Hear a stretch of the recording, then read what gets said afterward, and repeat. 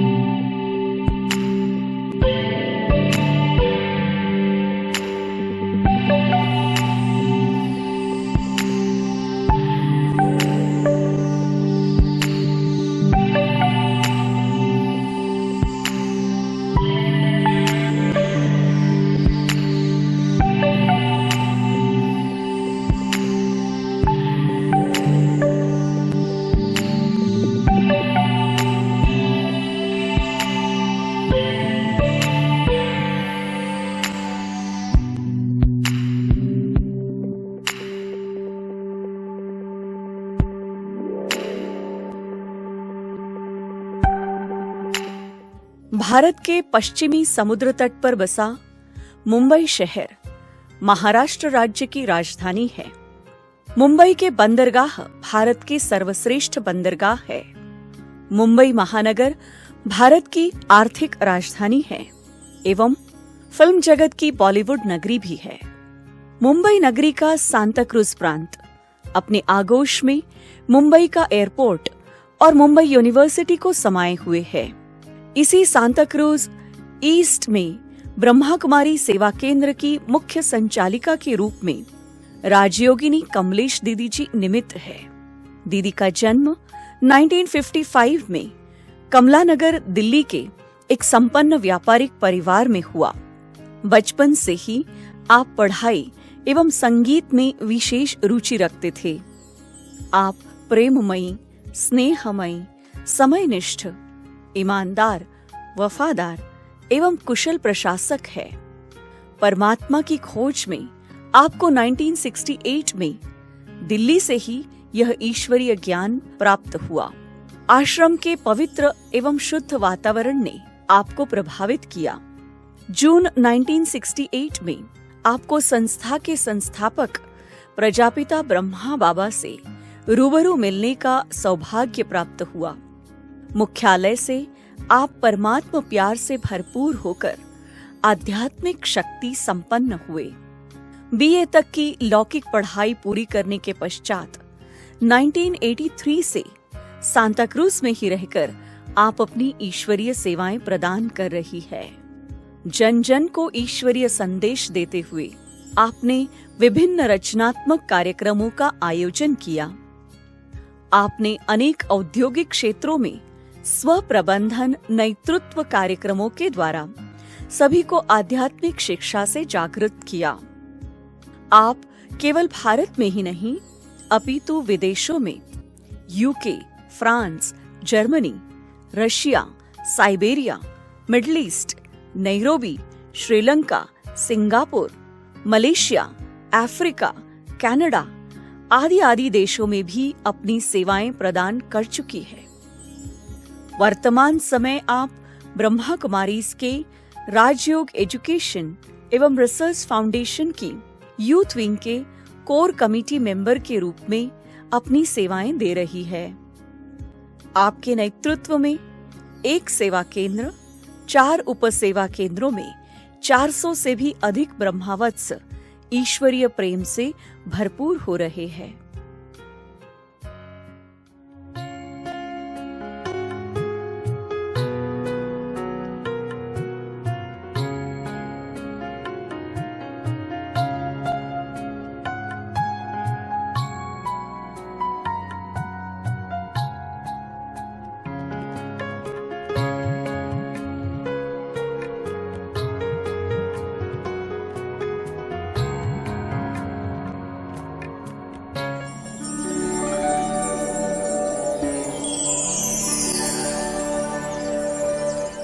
मेरा लौकिक जन्म भक्ति भावना से भरपूर एक व्यवसायी परिवार में हुआ।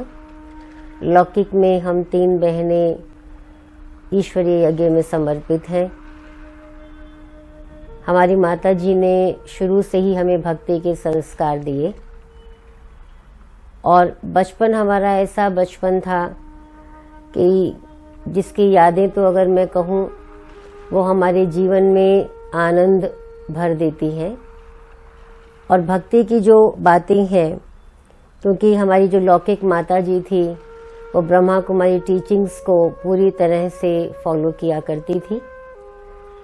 मैं जब 4 साल की थी तभी मैंने संगीत सीखना शुरू किया और पढ़ाई में मुझे इतना शौक था कि जब हमारी गर्मियों की छुट्टियां होती थी तो गर्मियों की छुट्टियों में मैं जो नेक्स्ट हमारी क्लास है उसकी सारी किताबें पहले से ही पढ़ लिया करती थी। और संगीत में इतनी अत्यधिक रुचि थी कि 4 साल की थी तब मैंने संगीत सीखना शुरू किया और जब मैं 10 साल की थी तो मैं बिना देखे कोई भी धुन जो है हारमोनियम पे प्ले कर सकती थी। और शायद यही कारण था कि मैं अपने स्कूल में हमेशा ही अपने प्रिंसिपल की और स्कूल टीचर्स की बहुत प्रिय स्टूडेंट रही। कहते हैं कि man proposes and God disposes, या कहते हैं नर चाहत कुछ और की और भई। तो शायद इस सृष्टि रूपी ड्रामा में मेरा रोल कुछ और था। मैंने सोचा कुछ और था और हुआ कुछ और। एज सच जो हमारा लौकिक परिवार है सारा ही संगीत प्रेमी है। बचपन से ही हम लोग बहुत गीत गाया करते थे। तो ऐसे मन में सोचा हुआ था कि बड़े होकर प्लेबैक सिंगर बनेंगे। लेकिन 1967 के प्रोग्राम के तुरंत बाद ही प्यारे हमारी जो मुलाकात ब्रह्मा कुमारी संस्था से हुई और जनवरी 1968 में जब हमें इसका जो परिचय मिला वो एक आध्यात्मिक प्रदर्शनी के द्वारा मिला। यद्यपि उससे पूर्व हमारी जो लौकिक माता जी थी वो घर में मुरली पढ़ा करती थी। हमको नहीं मालूम था कि वो मुरली है, लेकिन वो मुरली पढ़ती थी। तो एक दिन ऐसे ही उत्सुकतावश मैंने उनको पूछा कि ये कौन सा पेपर आप पढ़ रही हो और पढ़ती हो। तो उन्होंने कहा ये साधारण पेपर नहीं है, लेकिन ये मुरली है। और जो हमने एग्जीबिशन देखी थी और उस एग्जीबिशन में कुछ चित्रों के साथ एक चित्र जो स्वर्ग का चित्र था वो हमारे मन पर अंकित हो गया था। और ऐसे भी हमारे लौकिक घर में श्री कृष्ण का जो ग्लोब वाला चित्र है, उसके एक हाथ में ग्लोब है और एक पाँव में ग्लोब है, वो चित्र हमारे घर में था। तो मैंने अपनी लौकिक मदर को पूछा कि जो आप ये पढ़ती हो इससे क्या होता है। तो उन्होंने कहा कि इससे स्वर्ग में चले जाते हैं। तो मैंने कहा ये तो बहुत अच्छी बात है, तो क्या हम भी स्वर्ग में जा सकते हैं? तो उन्होंने कहा क्यों नहीं, तो फिर क्या करना पड़ेगा? तो हमारी मदर ने कहा उसके लिए सेंटर जाना पड़ेगा। तो मैंने कहा ठीक है, हम भी सेंटर जाएंगे। हमारी मदर ने कहा वहाँ तो सभी सफ़ेद कपड़े पहनते हैं। तो मैंने कहा कि हमारे पास तो वाइट कपड़े हैं ही। तो इस तरह से मेरा सेंटर पर जाना शुरू हुआ। और जब मैं पहले सेंटर पर मेरा जाना हुआ, वो मॉर्निंग क्लास थी। और जब मैंने एंटर किया दिल्ली कमला नगर सेवा केंद्र, तो वहाँ हमारी गुलजार दादी क्लास करा रही थी और वो मुरली सुना रही थी। मुझे जाते ही ऐसा लगा कि जैसे कि मैं कोई नई जगह पर, कोई नए स्थान पर, कुछ इस दुनिया से अलग कुछ ऐसे स्थान पर मैं आ गई हूँ। ऑल्दो मैं उस चीज़ को उस समय शब्दों में एक्सप्रेस नहीं कर सकती थी और ना ही मैंने कभी किसी को कहा। लेकिन आज जब मैं सोचती हूँ, लेकिन वहाँ का जो वातावरण था, वहाँ का जो टोटल जो बहनों का प्यार था, वो मुझे इतना अच्छा लगा। और सबसे ज़्यादा एक और चीज़, ज्ञान तो कुछ उस समय समझ में नहीं आता था, क्योंकि बहुत छोटे थे, लगभग 12 साल की आयु थी जब हम गए, और तब ज्ञान कोई समझ में आए ऐसा नहीं। लेकिन जो दादी मुरली पढ़ रही थी, मैंने देखा सभी के पास नोटबुक और पेन है, तो मैं अपने साथ नोटबुक और पेन लेके जाती थी। पढ़ने का शौक तो पहले से ही था, लेकिन सारी मुरली उस नोटबुक में नोट कर लेती। और जैसे ही नोट करती, और जब योग तो लगाना आता नहीं था। योग क्या होता है, किसको कहते हैं योग लगाना, बस बाबा शब्द मालूम है, पर योग लगाना किसको कहते हैं तो मालूम नहीं है। वहाँ गीत बजते थे पुराने पुराने, मुखड़ा देख ले प्राणी जरा दर्पण में, किसी ने मुझको बना के अपना मुस्कुराना सिखा दिया, तेरे द्वार खड़ा भगवान। ये सारे गीत बजते थे। तो योग में वो जो गीत बजते थे, वो सारे गीत याद हो जाते थे।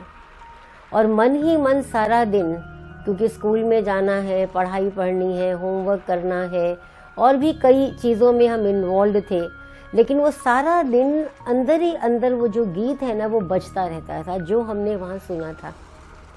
और इतना भोलापन था कि जब वो गीत रेडियो पर बजता तो हम अपनी मदर को कहते थे सेंटर का गीत इसमें आ गया। तो इस तरह के जो हमारे अनुभव रहे, शुरू के अनुभव, वो अनुभव ऐसे थे जो हमारे मन पर छाप पड़ गए।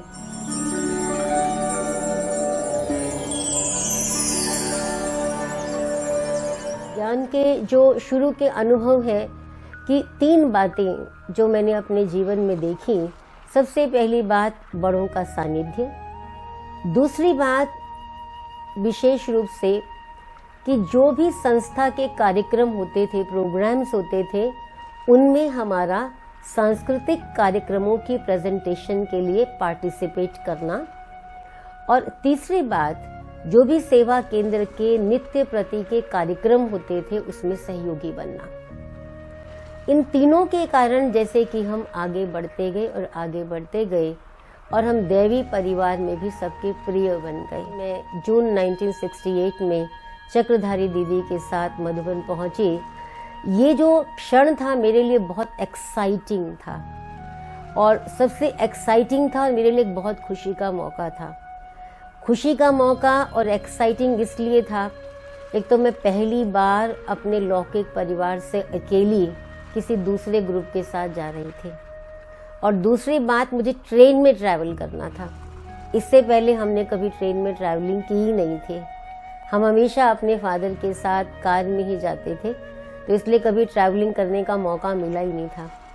तो ऐसे खुशी खुशी हम मधुबन अपने घर में पहुंच गए, और पहुंचने पर वहाँ की जो हमने सारी साज सज्जा देखी, वहाँ का जो रूहानी वातावरण देखा, वो तो जैसे मेरे दिल को छू गया।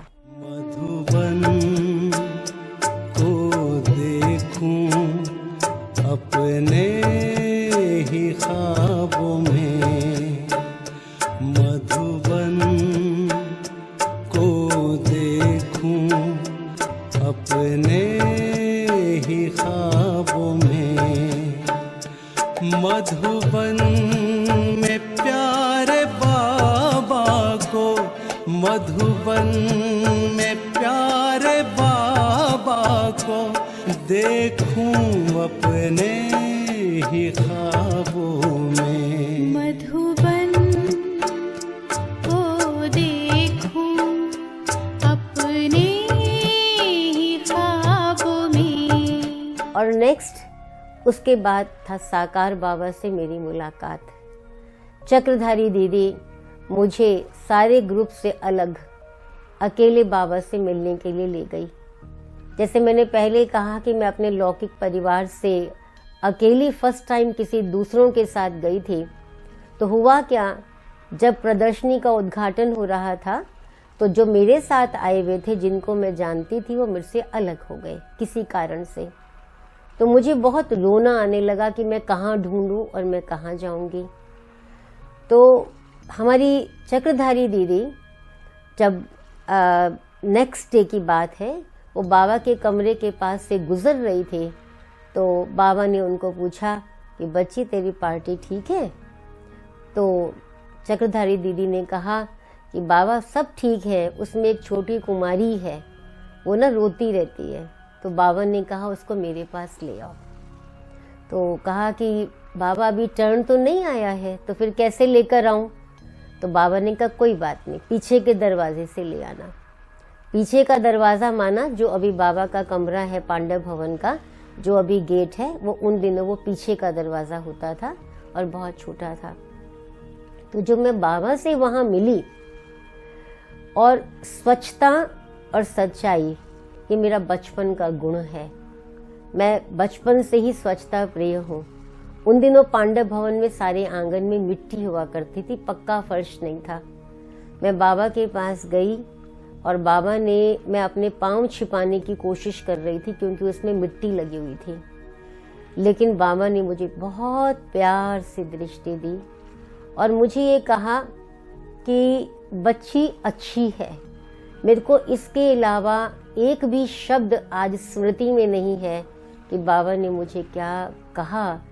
उनकी वो रूहानियत दृष्टि, उनके वो जो वात्सल्य भरा उनका जो आलिंगन था, जो उनका प्यार था, उनका छूना था, उनका देखना था, उनका कहना था, मेरे दिल को इतना वो छू गया कि मुझे ये याद नहीं है कि मुझे उस समय बाबा ने क्या कहा। और एक लास्ट शब्द जो मुझे याद रह गया, बाबा ने कहा कि बच्ची को एल्बम दिखाओ। बड़ी दीदी वो वहीं पर खड़ी हुई थी, हमारी लच्छू दादी भी वहीं थी, उन दिनों जयंती बहन भी वहीं आई हुई थी, वो भी वहीं थी। तो उस दिन का वो जो दिन, जो मेरी पहली मुलाकात, जो बाबा से मिलना, जो बाबा ने मुझे नैनों ही नैनों में वरदान दे दिया और वो मेरे जीवन भर के लिए मेरे लिए वरदान बन गया, क्योंकि मैं बचपन में बहुत स्वतंत्र विचारों की थी और अगर मुझे कुछ करना है और मुझे करना ही है, चाहे कुछ भी हो जाए।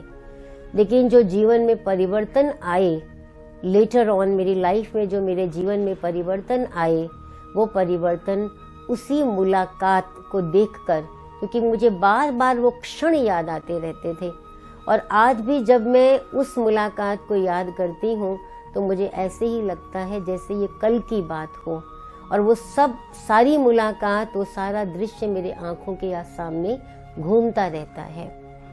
तो इसलिए मैं कहती हूँ कि वो मेरे लिए जैसे जीवन भर के लिए प्यारे बाबा से वो मुलाकात मेरे लिए वरदान बन गई। और फिर तो बाबा का अव्यक्त होना हुआ। बाबा से अव्यक्त मुलाकातें अनेकों बार हुई, अनेकों बार, कितना गिनती करूं और कितना ना गिनती करूं। अनेकों बार हम बाबा से मिलते रहे, बाबा के महावाक्य सुनते रहे और बाबा से मिलने के पश्चात बहुत सारे हमें वरदान भी मिले। कुछ वरदान याद है और कुछ वरदान जो है आज स्मृति में नहीं है, क्योंकि जब बाबा वरदान देते थे उस समय हम लिख तो नहीं पाते थे। लेकिन कुछ एक वरदान मुझे अच्छी तरह से याद है।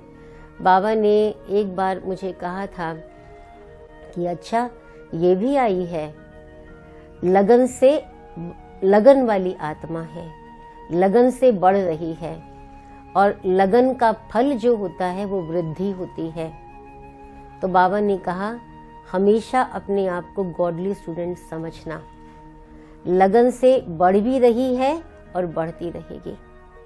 इसी तरह से बाबा ने मुझे, जब मैं बॉम्बे के लिए रवाना हो रही थी, तब बाबा ने मुझे कहा था कि बच्ची बहुत हिम्मतवान है, सेवा का उमंग उत्साह बहुत है, और सेवा का उमंग उत्साह और हिम्मतवान इससे आगे बढ़ती रहेगी और बढ़ाती रहेगी।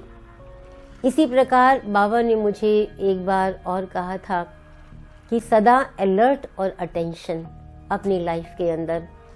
बाबा ने कहा जो शक्तिशाली सेवाधारी होते हैं उनको हमेशा सफलता मिलती है, तो आप हिम्मत वाली और शक्तिशाली सेवाधारी हो।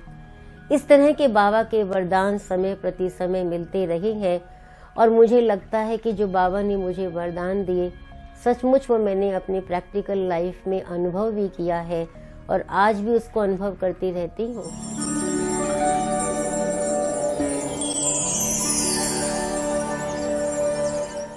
ब्राह्मण जीवन की विशेष धारणाओं में सबसे पहली धारणा है कि सबको जो जैसा है उसको वैसा एक्सेप्ट करके चलना, क्योंकि सब अलग अलग है। आज 51 इयर्स का इस ब्रह्मा कुमारी संस्था के साथ का अनुभव है, छोटे से लेके बड़ों तक, क्योंकि सेवा के कारण चारों तरफ जाने का मौका मिला, देश विदेश, छोटी बहनों के साथ, बड़ों के साथ, बाहर वालों के साथ, प्रोफेशनल्स के साथ। लेकिन एक चीज़ मैंने हमेशा अपने जीवन में पकड़ के रखी कि जो व्यक्ति जैसा है उसको एक्सेप्ट करके चलो, क्योंकि अगर हम उनको चेंज करना चाहेंगे तो हमारे कहने से वो चेंज नहीं होंगे, वो हमारी धारणाओं से चेंज होंगे, और उनका अगर चेंज होने का रोल है तो वो समय पर अवश्य चेंज होंगे। इसलिए सबसे पहली बात तो मैंने अपने जीवन में ये सीखी है कि मुझे हर एक को स्वीकार करके चलना है। बाबा ने हमको बता दिया है हर आत्मा अपना अपना रोल प्ले कर रही है, और न केवल रोल प्ले कर रही है लेकिन हर एक आत्मा का रोल अपने आप में एक्यूरेट है। तो अगर वो एक्यूरेट रोल प्ले कर रही है तो मैं अपनी बात सोचकर या उसको कुछ कहकर उसके रोल को इनएक्यूरेट क्यों करूं, क्योंकि वो तो एक्यूरेट रोल प्ले कर रही है। तो पहली धारणा जो मेरे ब्राह्मण जीवन की है वो ये है कि हर एक को एक्सेप्ट करके चलना। और दूसरी विशेष धारणा जो मेरे जीवन में है वो ये है हर एक को रिस्पेक्ट और रिगार्ड देना, जो मैंने विशेष रूप से जगदीश भाई से सीखा था। आज भी भले कहने के लिए हम आते हैं कि हम यहाँ के जवाबदार हैं, जिम्मेवार हैं, निमित्त टीचर बहन हैं, लेकिन मैं अपने को अभी भी स्टूडेंट समझती हूँ। अगर आज कहीं भी सभा में बैठे हैं, मुझसे जो बड़ी बहनें हैं अगर सभा में आ जाएं तो और उनके लिए स्थान ना हो तो मैं हमेशा उनके लिए वहाँ से उठ के खड़ी हो जाऊँगी। ये मेरे जीवन की धारणा है, केवल कहने के लिए नहीं। हमारी जितनी भी बड़ी बहनें जिन्होंने हमको सिखाया, हमको आज तक भी उनके लिए दिल से बहुत रिस्पेक्ट है और दिल से बहुत उनके लिए रिगार्ड है कि उन्होंने हमें जीवन में कुछ ना कुछ दिया है। और ये तो रही बड़ों की बात। जब आते हैं हमारे साथी बहनें और हमसे छोटे, तो कभी कभी हम सोचते हैं छोटों को क्या रिगार्ड देंगे, लेकिन रिगार्ड देना छोटों का काम है। लेकिन मैं ये समझती हूँ कि हर व्यक्ति, चाहे वो उम्र में छोटा हो या ज्ञान की उम्र में छोटा हो, लेकिन कहीं ना कहीं उसका विशेष रोल होता है। और जब उसका विशेष रोल होता है, उसका कोई विशेष उसके अंदर खूबी होती है, तो उस खूबी को रिस्पेक्ट करना, उस खूबी को रिगार्ड देना। तो इस हिसाब से अगर कोई मुझे मदद करता है किसी भी सेवा के कार्य में, ना मैं कभी भूलती हूँ ना कभी मैं भूली हूँ कि इसने मुझे उस समय पर सहयोग दिया था, तो उनको भी रिगार्ड देना, ये मैंने अपने जीवन की विशेष धारणा बना रखी है कि मेरे से छोटे जो हैं उन्होंने जब भी मुझे सहयोग दिया है, लेकिन दिया तो है, तो इसलिए मुझे उनको भी रिगार्ड देना है।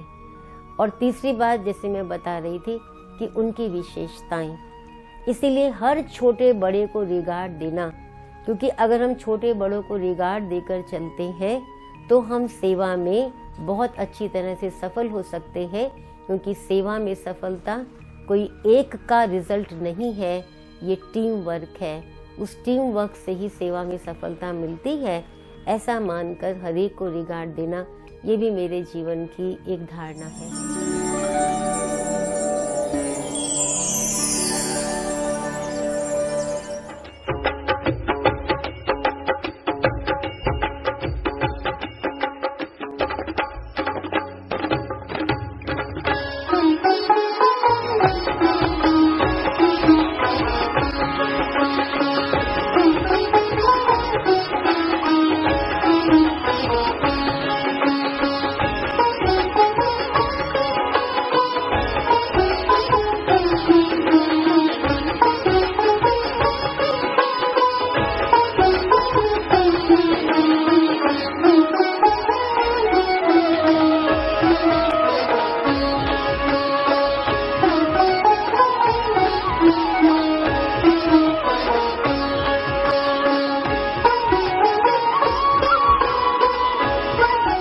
तो मैंने उनके अंदर वो परफेक्शन देखा कि किस तरह वो परफेक्ट फिगर होगा सतयुग में। हर कार्य में परफेक्शन है, हर कार्य में ज्ञान है और हर समय योग युक्त रहते हैं।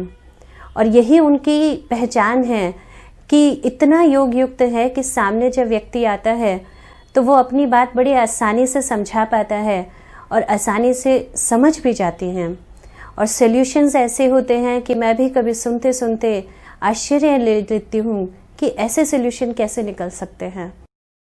और उन्होंने मुझे ही नहीं, यहाँ पे आने वाली सब बहनों को इतनी ताकत देती है। जब वो परेशान होती है या डिप्रेस होती है या कोई उनकी लाइफ में कोई भी प्रॉब्लम्स आती हैं तो वो इतना समझाती है, इतना ध्यान रखती है, ऐसे लगता है कि मुझे यहाँ पे मेरी माँ मिल गई, जिसकी कभी मैं बहुत महसूस करती थी। बाबा तो है ही माँ, लेकिन वो भी एक दूसरी माँ है। और कमलेश बहन को मैंने शुरू से ही देखा है, एक वेरी एक्टिव पर्सनालिटी है वो, बहुत ही कमिटेड, डायनेमिक, डैशिंग और बहुत ज़्यादा क्लास में डिसिप्लिन और कोरम को मेंटेन कराती हैं।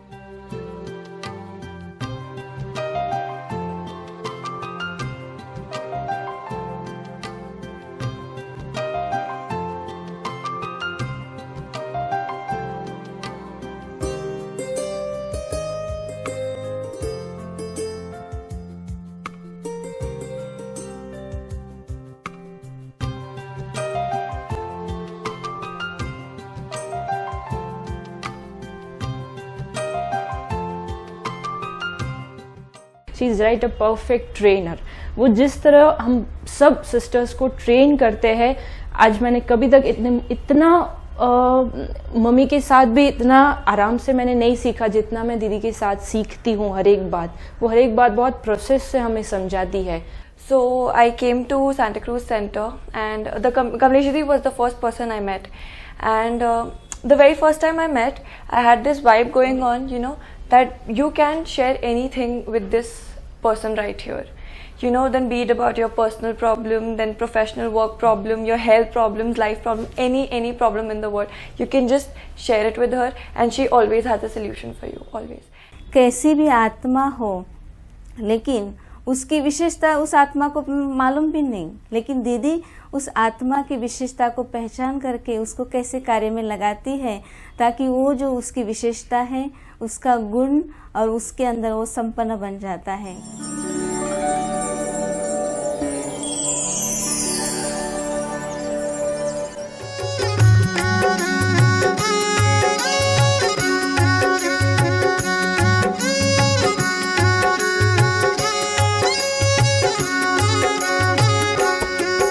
हमारा बाबा आ गया, हमारा बाबा आ गया, चेहरों पर रंगत आई, चेहरों पर रंगत आई और खुमार छा गया, खुमार छा गया। हमारा बाबा आ गया, हमारा बाबा आ गया।